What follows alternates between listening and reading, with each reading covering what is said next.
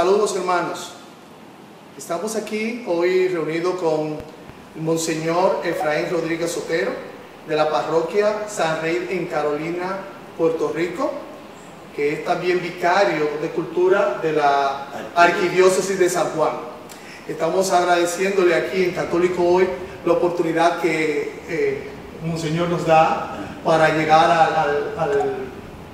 a nuestro público. Para que usted entienda un poco cuál es la dinámica de nuestro canal. Nuestro canal se llama Católico Hoy y es buscando precisamente mostrar qué es el católico el día de hoy a diferencia de anteriormente. Hoy, escuchando su homilía, que llamó bastante la atención poderosamente la manera que usted decía que el Papa San Francisco primero, está tratando de cómo traer a que los feligreses, todo el mundo. Bueno, los que ya fueron evangelizados. Correcto. Que le dieron la espalda al evangelio. Bueno, perfecto. Al evangelio. Perfecto. Entonces, mi primera pregunta para usted es: ¿cómo usted ve el católico en el día de hoy? ¿Qué es el católico? Bueno, vamos a comenzar por definir la palabra católico. Es un concepto griego que significa universal. Eso es católico, universal. La Iglesia Católica, desde su fundación, desde sus inicios, desde la primera predicación apostólica, comenzó a abrirse a las comunidades griegas, a los que los judíos consideraban paganos, publicanos, discriminaban.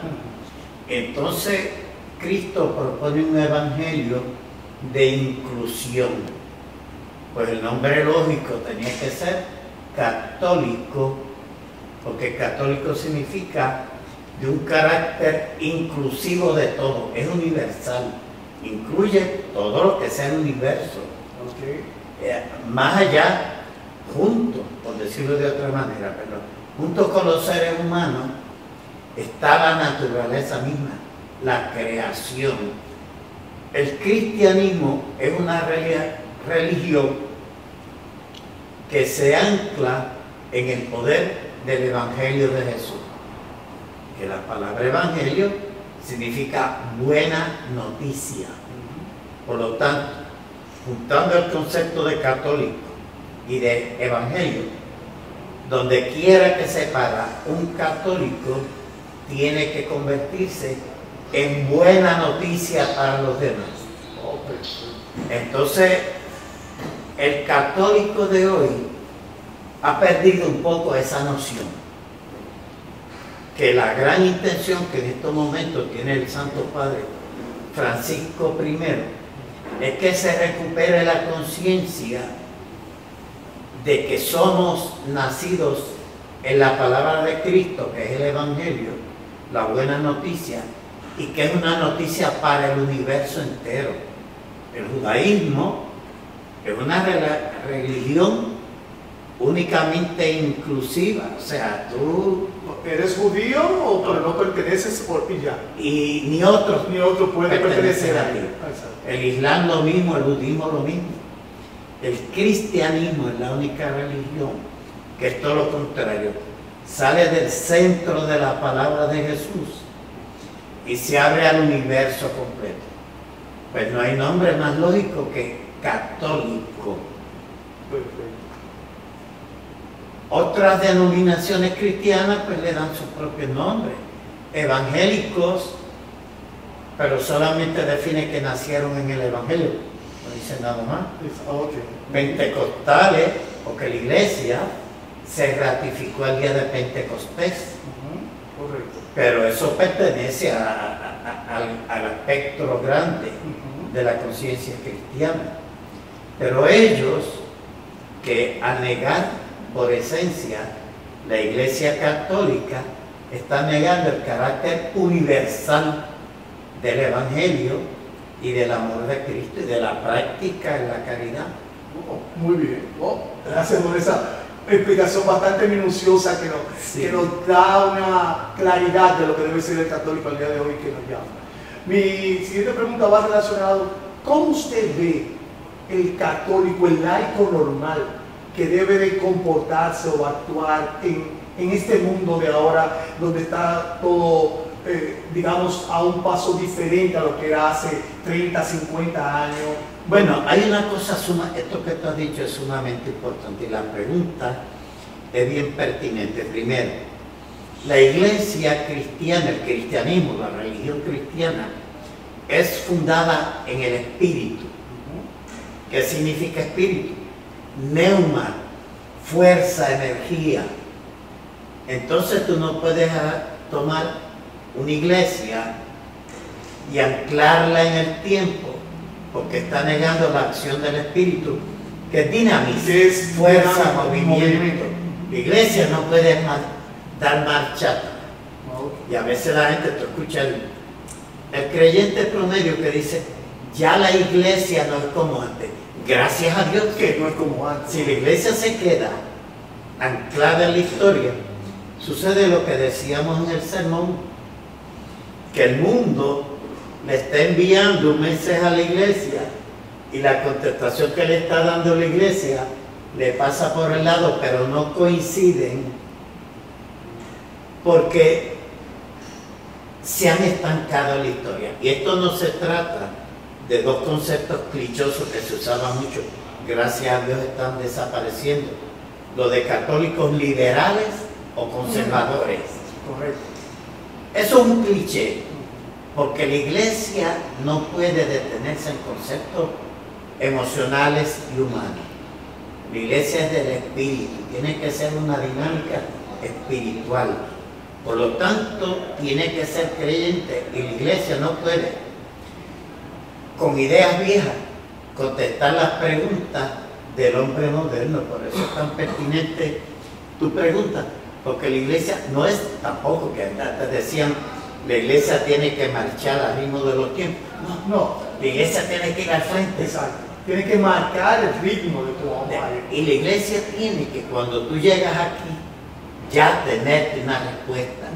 Que eso es lo que se llama el carácter profético de la iglesia. La gente cree que el profeta es el que adivina o el que predice.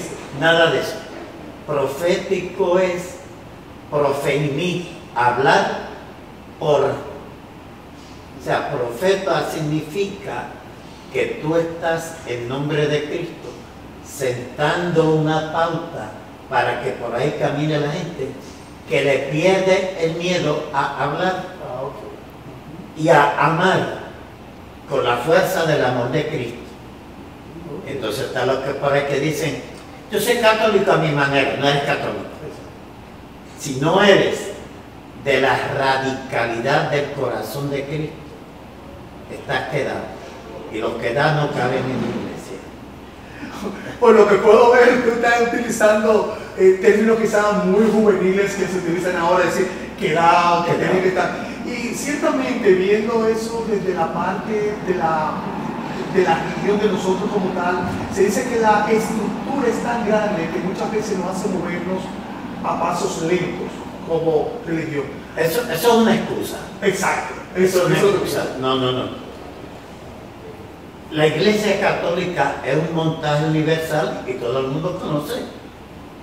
De Roma para acá toda la estructura. Y la militancia y la cantidad de miembros, que pasa de 1.000 millones de católicos en el mundo. Pero nos corremos el riesgo de decir que esto es tan y tan grande que nos perdemos. Volvemos al punto.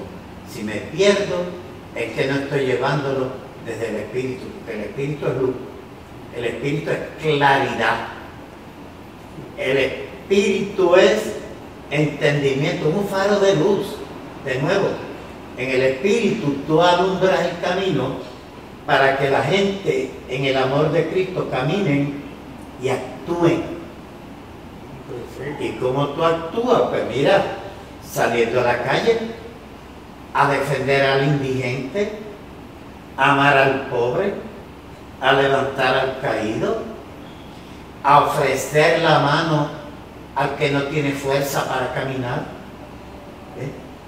Por eso la Iglesia Católica está llamada a ser profética. El profeta tiene tres cualidades. La gente siempre habla del profeta como el que adivina el futuro. Alguien dice cualquier bobería. Mira, los dos de profeta. No. El profeta primero son tres palabras que se parecen. Renuncia, denuncia y anuncia. El profeta primero, ¿a qué renuncia? A la vida cómoda. Te tienes que comprometer a salir a la calle aunque te duela.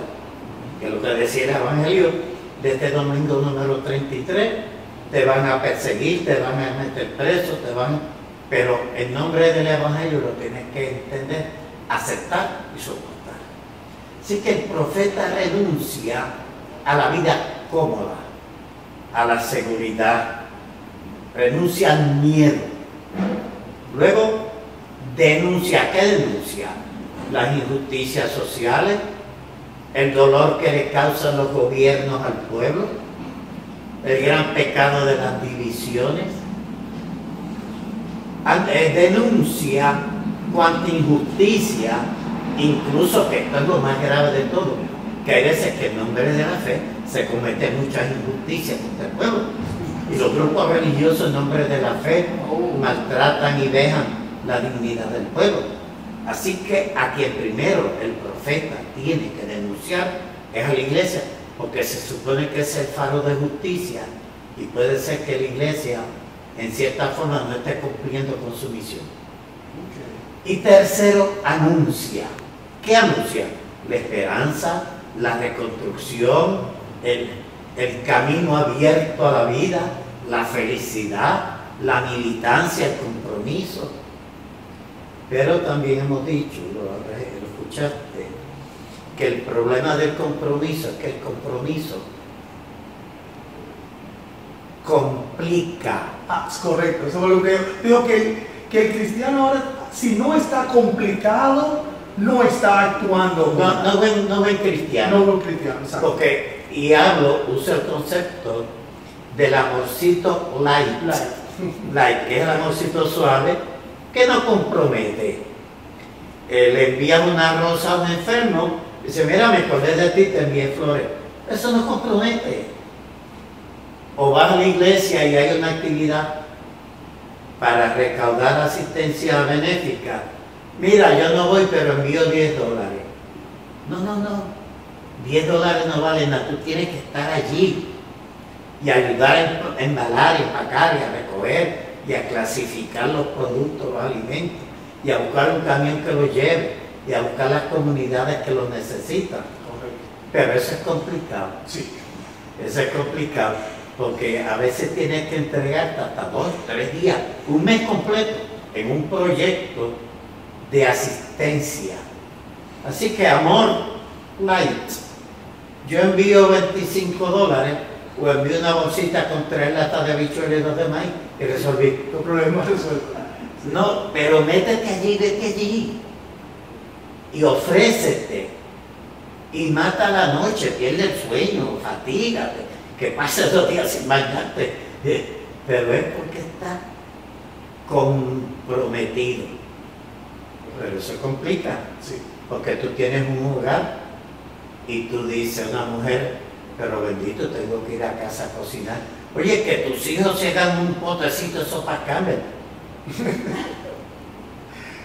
pero Un día que lo hagan no van a morir, ¿verdad? no se van a morir. Exacto. Pero un día que tú dejes de ayudar necesitado, puede morirse. puede morir mucho. Correcto. Le pasó una vez, le hicieron una pregunta, Facundo Cabral, el gran satirista argentino, le pregunta a Madre Cabral, a Madre Teresa, ¿usted nunca habla de política, madre? Dice, no. Una vez me detuve media hora a escuchar a un político y se me murieron 2 o 3 enfermos en la India. Que era lo más importante. Para ella, la política, te repito, pero la importancia de asistir a un morir. Exacto. De manera que, si tú no te has complicado, lo estás amando. Estás haciendo. El amor complicado es el amor hardcore, que es el amor radical del corazón de Cristo. En el sermón de la montaña, tú vas, Jesús dice, en una de las profetas del Sermón de la Montaña, al que te pida prestado, préstale, y sin intención de cobrar. Sí. Precisamente de eso, yo quisiera porque usted hizo una analogía que me pareció bastante interesante hoy en su sermón. Y era cuando decía que el Sermón de la Montaña tenía un eco con las 7 palabras que hizo Jesús, que dio Jesús en la cruz. ¿Usted podría explicarnos un poquito de eso? Como no, con gusto, mira. El Sermón de la Montaña, por decir un término humano, es la propuesta intelectual, es la propuesta de enfoque. Ahora, ¿cuál es el eco? El eco es lo ya realizado. Fíjate, claro, la bienaventuranza, que la gente dice el Sermón de la Montaña, la verdad, las bienaventuranzas son el pórtico, el prólogo, el preámbulo. Y son 8. Pero ¿por qué se dice 7? Porque Jesús le gustaba tanto la justicia que la dice 2 veces. La repite 2 veces. Aunque son 8 bienaventuranzas, en realidad son 7. Las últimas 7 palabras de la cruz, cada una tiene una correlación directa. El sermón de la cruz con el sermón de la montaña. Bienaventurados los mansos y humildes de corazón.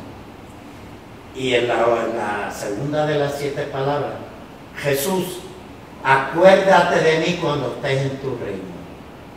¿Ve? Bienaventurados los compadecidos. Padre, perdona a los que no saben lo que hacen.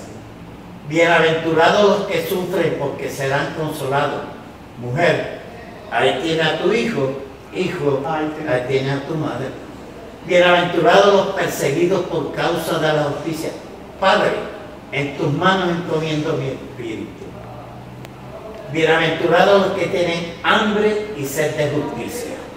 Cuando Jesús la cruz dice, tengo sed.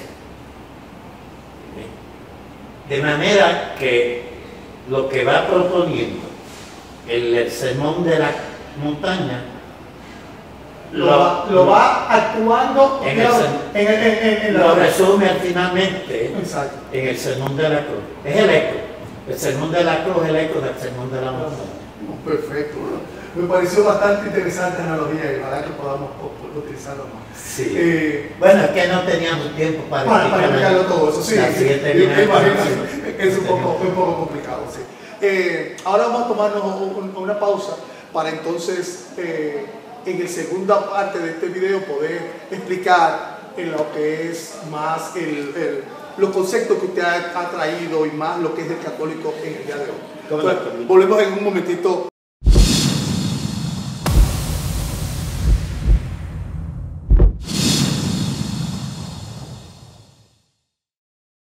Hermanos de Católico Hoy, estamos aquí acompañados del Monseñor Efraín. Quiero decirle así, viéndolo un poquito ya más corto, es el Monseñor Efraín Rodríguez Otero, que es vicario de cultura en la ciudad de San Juan, en la arquidiócesis de San Juan, y es a la vez párroco de la parroquia San Fernando en Carolina, correcto.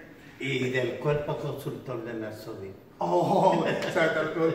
Precisamente quiero comenzar ahora la parte de, en esta segunda parte del video, la parte de que siempre se veía que los padres, los párrocos o los padres, los sacerdotes simples, solamente iban, eran los que encargados de estar trabajando con la comunidad. Muchas veces se veían los monseñor, los arzobispos, los obispos un poco retirados de esa realidad y se hablaba de que a veces era un tanto clasista. Sí. ¿Cómo usted puede definir esto y qué es lo que usted entiende que usted como monseñor ha estado haciendo en la ciudad? No importa. Bueno, para comenzar desde el principio, la mejor historia de la iglesia comienza con el libro de los Hechos de los Apóstoles. Y es la historia de las primeras comunidades, el comportamiento. Y a donde más iban los primeros apóstoles eran a las comunidades marginadas. Correcto. En el proceso dolorosa y desgraciadamente, sobre todo en Europa, la iglesia se volvió muy clasista y había obispos, ha habido hasta papas, correcto. obispos, cardenales, sacerdotes que eran unos señorones. Que venían por abolengo de las familias. De la familia. Por eso eran... Pero hay un caso que la gente no conoce, que es un caso tan y tan lindo, de Charles de Foucauld, un obispo francés. Pero ¿por qué no le dicen San Charles? ¿Por qué no lo canonizaron? Porque él se dio cuenta que llegó un momento en que el individuo, Charles de Foucauld, tenía tanta influencia, tanto poder, abarcaba tanto en toda Europa, que se sintió que la vida se le estaba encerrando en todo el montaje y se estaba olvidando de los pobres. Es decir, el sistema lo estaba absorbiendo y al alarlo hacia el sistema iba alejándose cada vez más de los pobres. Entonces, ¿qué hizo Charles de Foucauld? Renunció al obispado, entregó su obispado, dejó de ser obispo, fundó una congregación que se llaman los Hermanos Menores de Jesús y se fue a vivir de sirviente a un convento de unas monjas. De ser el obispo, el hombre de más influencia, de más poder en toda Europa, dijo: no, mientras más me acerco a la autoridad, más me alejo de la caridad. Mientras más me absorbe el sistema, más me aleja de los marginados. Y por eso se llama la Congregación de los Hermanos Menores de Jesús. Porque Jesús siempre se centró en los marginados, en los atribulados. ¿Ves? Por ejemplo, el caso de los niños. De los niños, correcto. Cuando los apóstoles querían alejar a los niños, No. déjenlos que vengan a mí. Hace 2 semanas, se leyó el pasaje bien conocido, el capítulo 19 de San Lucas, del Evangelio de San Lucas, el famoso pasaje de Zaqueo, que era un corrupto, pero Zaqueo tenía hambre de Cristo. Y decide, como era bajitito, era chiquitito, subirse a un árbol para dejarse encontrar de Jesús. Y Jesús le dijo: bájate, que hoy voy a hospedarme en tu casa. ¿Y qué fue la primera impresión de la gente? Pero mira, va a vivir en casa de un pecador. Va a ir a meterse con él a su casa. Y a eso Jesús había dicho anteriormente de otro fariseo, Simón el fariseo, que lo criticó, dice: no tienen necesidad de doctor los sanos, son los enfermos. Y el doctor tiene que ir allá a sanarlo. De manera que el papel real de la iglesia es tirarse a la calle. Y desgraciadamente los sistemas modernos habían ido alejando, sobre todo los papas, del amor al pobre. En esto Francisco está aceptando cátedra. Exacto. Va a la comunidad. Lo comenzó bastante fuerte Juan Pablo II con su viaje por todo el mundo entero.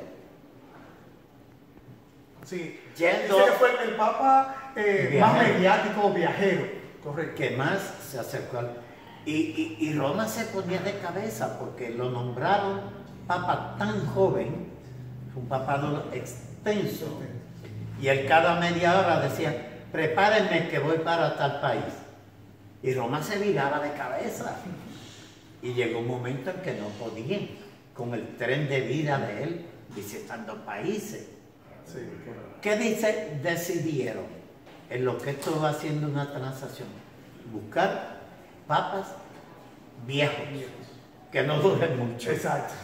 Que a los 5 o 6 años la envíen. Por eso nos aplica con Papa Francisco, porque Papa Francisco fue ordenado relativamente joven, tiene todavía con mucho vigor para hacerlo. Pero no tanto como Juan Pablo II. No, claro. Yo recuerdo unas fotos y unos videos bastante interesantes de Juan Pablo II, creo que era en un país de Europa, no recuerdo bien, jugando fútbol Él con jugaba unos niños. fútbol. Él se iba con jóvenes a acampar de noche en una hoguera tocando guitarra y cantando con ellos. Tú quieres ver una de las grandes ironías de la historia, pero hermosa. Cuando Karol Wojtyła, que Que era el nombre del Papa. el nombre de él, era presidente de la Juventud Católica en Polonia, en el año 39, Alemania invade a Polonia.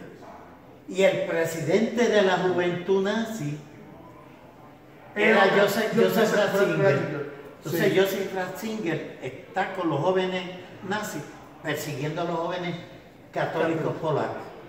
Y Joseph Ratzinger se convierte en el perseguidor de Karol Wojtyła y después se convierte en el sucesor del papado de Karol Wojtyła.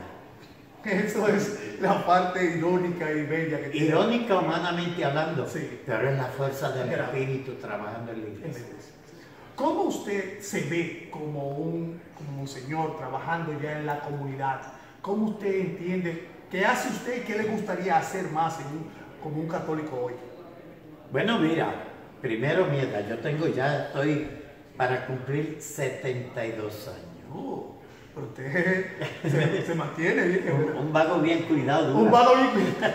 Un vago bien alimentado dura 100 años. Sí. Ya yo estoy para cumplir 72 años y 46 de sacerdote. Pero entonces, en vez de sentirme yo tengo una energía increíble y tengo una salud, Dios, gracias. gracias a Dios, y me voy entendiendo bien con la juventud moderna. Me voy entendiendo con su... Yo tengo un primo que es mundialmente conocido, Daddy Yankee. No, sí. Es mi O primo sea que hermano Daddy Yankee. un día de esto, no se extrañen que lo estemos viendo cantando una de sus famosas canciones. No, Pero- no un día de esto. Yo escribo reggaetón ¡Oh! cristiano, escribo reggaetón. Eso lo vamos a ver, debemos un segundito, lo vamos a ver en el próximo segmento que tenemos aquí.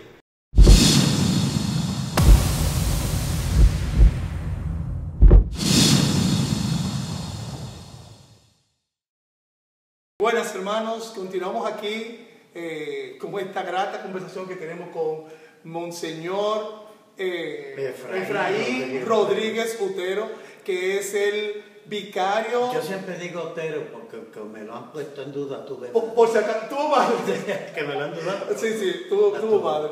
Sí. Es el vicario de cultura en la ciudad de San Juan. Sí. También es el párroco de la parroquia San Fernando Rey en Carolina, ¿correcto?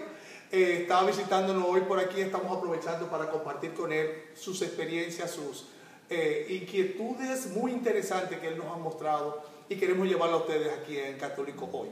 Entonces, padre, estamos hablando ahorita de lo que era el Católico Hoy, cómo había sido eso de que se veían los arzobispos un poco retirados de lo que es digamos, la base de la iglesia. Bueno, pues precisamente es la voz del Espíritu.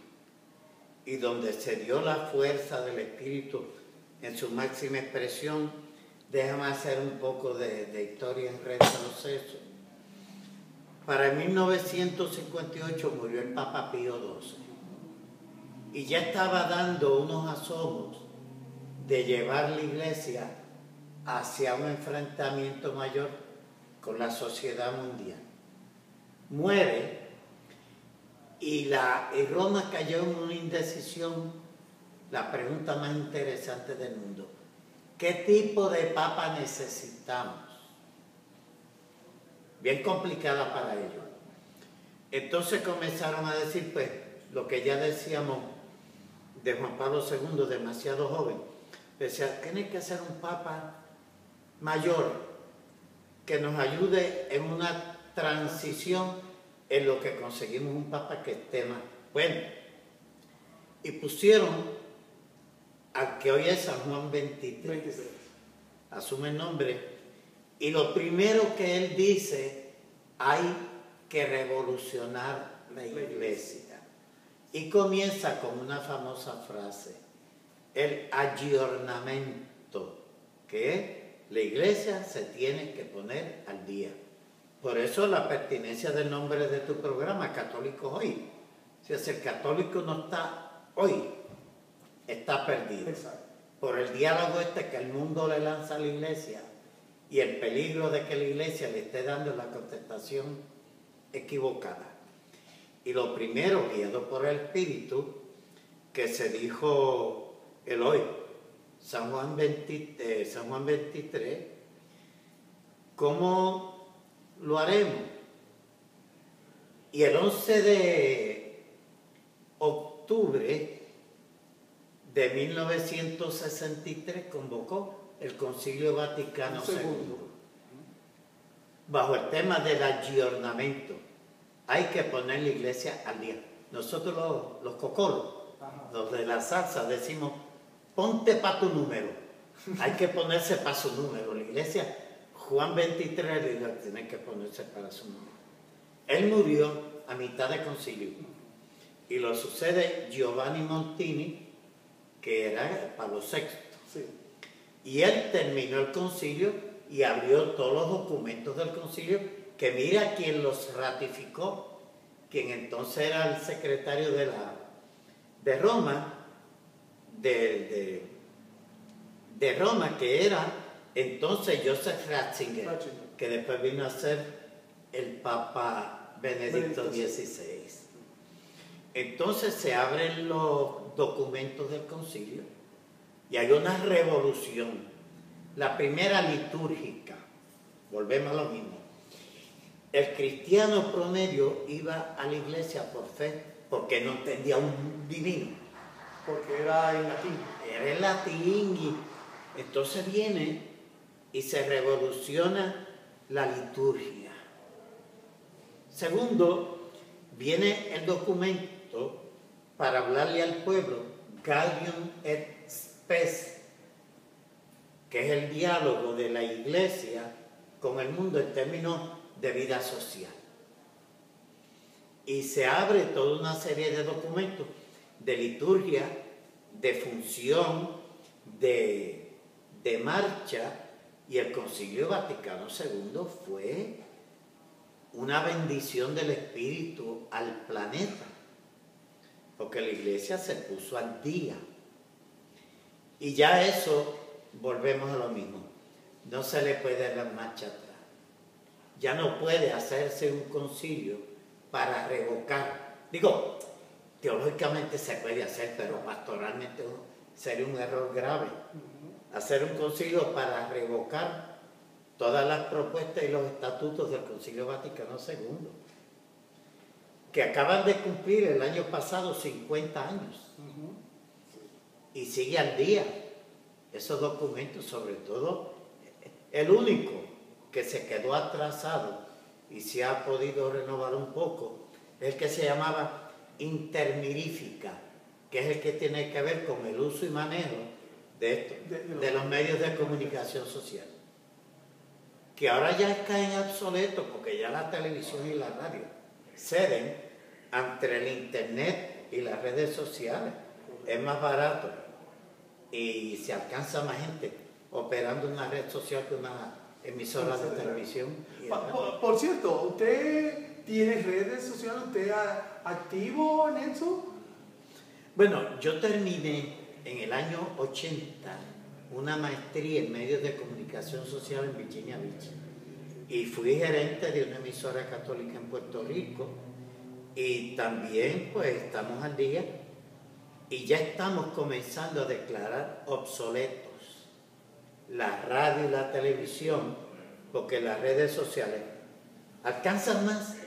Tú no puedes llevar un televisor en tu carro. Exacto. Pero puedes llevar un celular. Exacto, es muy correcto. Puedes llevar una tablet, cualquiera de estas boberías, que tú le das un botoncito y oye lo que te dé la gana. No, perfecto. Así que la iglesia tiene que ponerse al día en el uso de los medios, que es el único que se ha quedado obsoleto desde el Concilio Vaticano II. Bueno, quizás se quedó un poco obsoleto porque en ese entonces no existía, lo que es el internet como tal. Lo que pasa es que los medios, las redes de comunicación, no digamos los medios, las redes de comunicación evolucionaron a una velocidad vertiginosa. Sí, correcto. ¿Sí? Y va a seguir, esto no para. Sí, no para. Así que ya tú miras el televisor y tú ves esa caja y dices, no me lo puedo echar al hombro para llevármelo para la oficina, pero me puedo llevar un celular. Y entonces la iglesia alcanza más gente, porque no está todo el montaje de antenas y de electrónica. Es más fácil, de manera que hoy por hoy la bendición del Concilio Vaticano, donde único hay que volver a reactualizarlo, es en el documento Intermirífica, que es el inicio del... Intermirífica significa entre las cosas milagrosas, y de ahí sigue toda la propuesta sobre el uso de la iglesia en los medios, el uso de los medios de comunicación en la iglesia. Esa parte que usted ha mostrado aquí me resulta bastante interesante porque sabemos que hay muchos sacerdotes que se han mantenido un poco reticentes a querer a los medios, a que dicen que es un problema. Pero yo siempre he creído que depende cómo utilicemos y para qué lo utilicemos, va a ser de mucho más ayuda que de perjuicio. Es lo primero. Pero yo quisiera saber, ¿qué usted le dice a un joven de hoy? Usted que me había dicho ahorita que estaba un poco más cercano a los jóvenes a su edad de 71 años. ¿Qué usted le dice a un joven porque antes se veían más los grupos juveniles, los jóvenes más trabajando, pero ahora están un poco más desviados? ¿Qué tenemos que hacer en la iglesia? Bueno, es que volvemos al mismo punto. Comenzaron los jóvenes a ver que la iglesia se estaba quedando estancada. Y también los jóvenes, mira, desde cosas como el uso de los medios de los jóvenes, que cualquier jovencito de 10 años te programa una computadora mejor que cualquier adulto. Sí, correcto. Ellos están en la era digital y nosotros ya en la era nada. Exacto. La iglesia, perdóname, las drogas, por ejemplo, ya están comenzando a quedar obsoletas. El fumar. Pero ahora mismo los jóvenes tienen un problema grande con esto del vaping, con el uso de los cigarrillos electrónicos. El comienzo de su actividad sexual a una edad muy temprana. Los padres cometen el error de no educar a sus hijos sexualmente desde muy jóvenes, y los jóvenes están comenzando la genitalidad y la actividad sexual demasiado temprano, pero no saben. Y cuenta la anécdota de que el padre sienta al hijo y le dice: hijo, ya tú tienes 12 años, es bueno que yo te explique que yo te hable sobre la sexualidad. Y el hijo le dice: ¿qué quieres que te explique? O sea, él va a explicarle al padre. Porque se están quedando atrás. La sexualidad, la droga, la vida social. Y llegó un momento en que los jóvenes se diluyeron en eso y se les olvidó la iglesia. Volvemos.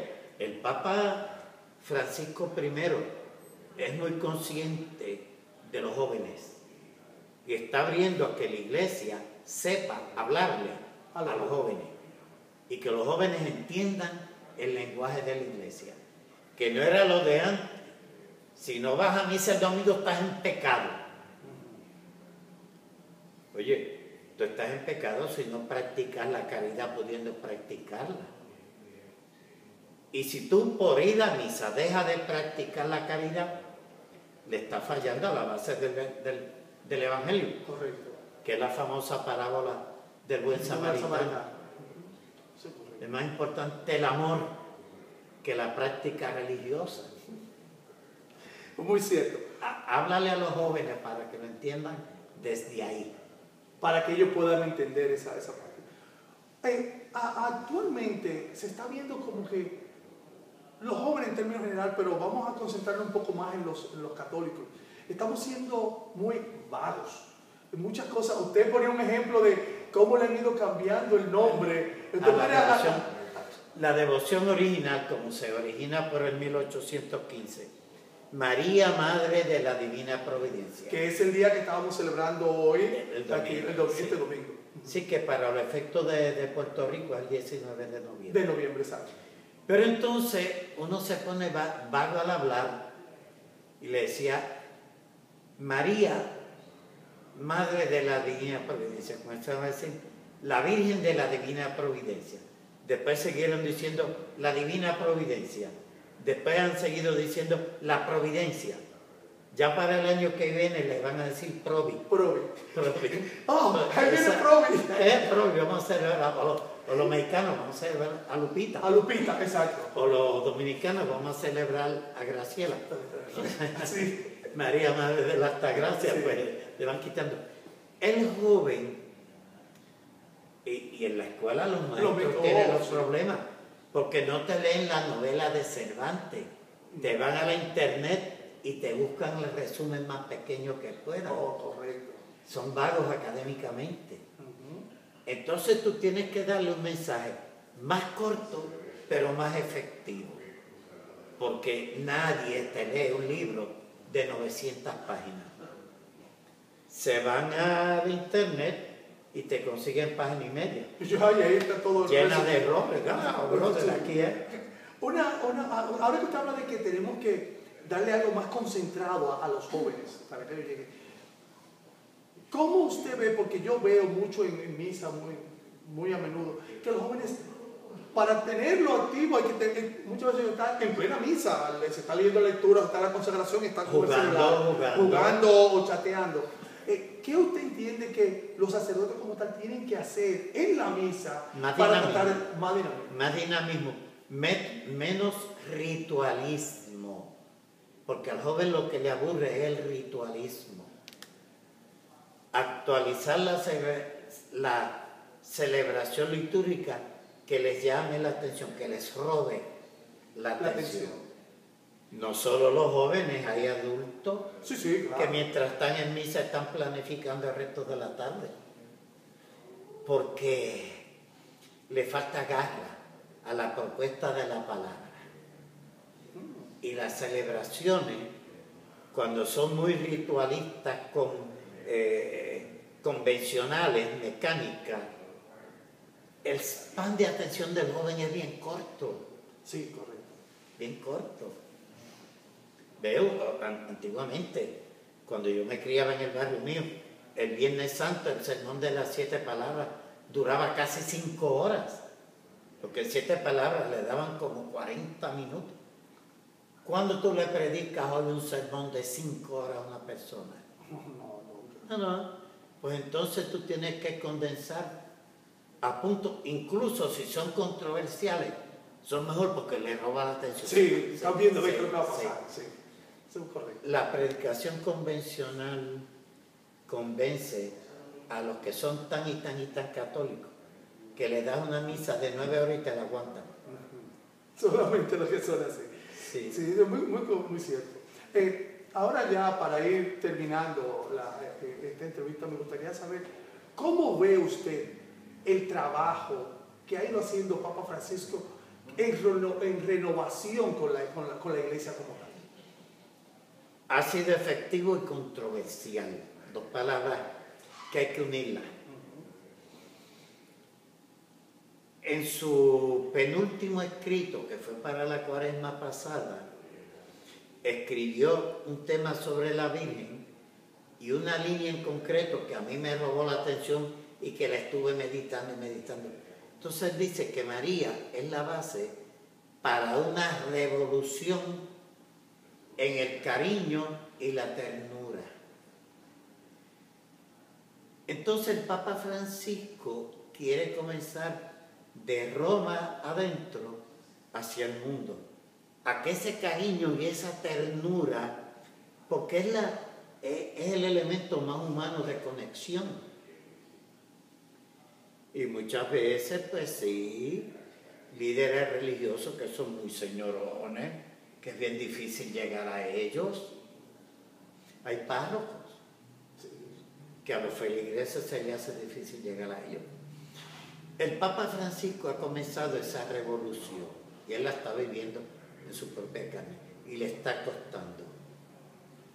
es efectiva, y la razón, la prueba de que es efectiva, es que en Roma muchos cardenales le están agarrando un poquito de recelo, Le está de haciendo un poco resentimiento. de difícil.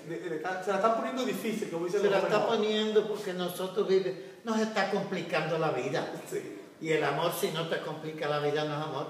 Y la fe, si no te complica, no es amor. Y el compromiso, si no te complica, no es amor. Y los cardenales, pues bueno, los señores de la fe, los maestros de la fe, ahora están ajoraditos. Porque tú tienes una iglesia latinoamericana militante porque está bregando con una de problemas sociales, morales, económicos. Contaban la anécdota de aquella señora que el párroco le decía: pero señora, ¿cómo usted es tan joven y tiene tantos hijos y tan pobres? O sea, lo que pasa es que nosotros, del país de ellos, tenemos que parir muchos hijos para ganarle las elecciones a los malos. Era la justificación que ella daba. para Wow. tener tantos hijos. Wow, qué interesante. Bueno, muchas gracias por este tiempo que tú nos has dado. Le queremos agradecer porque ha sido bastante paciente con nosotros y porque nos ha dado, yo entiendo que una explicación bastante clara. Yo lo voy a comprometer un poquito aquí para que quede en video, de que Dios mediante ya, o sea que usted venga aquí o nosotros vayamos a Puerto Rico, podamos tener una próxima conversación en la que podamos hablar de algunos temas más específicamente. Bueno, pero es que ahora tenemos, para aprovecharnos de lo que hemos hablado, tenemos los temas de las redes sociales. Ustedes desde aquí por Skype me entrevistan en Puerto Rico. También se podría hacer, Se perfecto. puede Sí. ser. Sí, puede ser. Por lo que vemos, está bastante está adelante, como dice. Sí, pero le agradecemos honestamente La presencia física sería ideal, porque nada sustituye a la presencia física y al contacto. Perfecto. Las circunstancias generales no lo permiten como uno quisiera, pero no hay nada en este planeta que no sea negociable. Perfecto. Pues, Monseñor, muchísimas gracias y espero que esta entrevista que hemos podido tener hoy con el Monseñor nos sirva a nosotros para poder alcanzar un momento más de entendimiento o de clarificación con respecto a lo que es católico en el día de hoy. Como usted ha podido ver, un Monseñor que tiene casi 72 años y se muestra con un dinamismo y una agilidad tremenda, que está adelante, como decimos en mi país, que está bien conectado con la problemática y el conocimiento de los jóvenes. Al día lo que llamaba el Papa Pablo VI, aggiornamento. Aggiornamento. Estar al día. Ponerse para su número, decimos los cocolos. Ponerse para su número. Por lo visto también un sacerdote bastante salsero, ya nos confesó por un lado que es primo de Daddy Yankee, o sea que no nos asustemos si un día lo vemos por ahí en un videíto, él cantando quizá La Gasolina, no sabemos, podemos esperar ese Escribí una letanía para la Virgen del Carmen en reggaetón. Ojo, eso se lo vamos a tener en un video de seguro en la próxima. Se lo voy a enviar. Perfecto. Una letanía a la Virgen del Carmen en reggaetón. Muy bien, interesante. Pues Padre, disculpe, Monseñor, muchísimas gracias. Y nada, esperemos que en una próxima ocasión podamos tenerlo ya de una más frecuente aquí. Con mucho gusto, con muchísimo Perfecto. gusto. Gracias.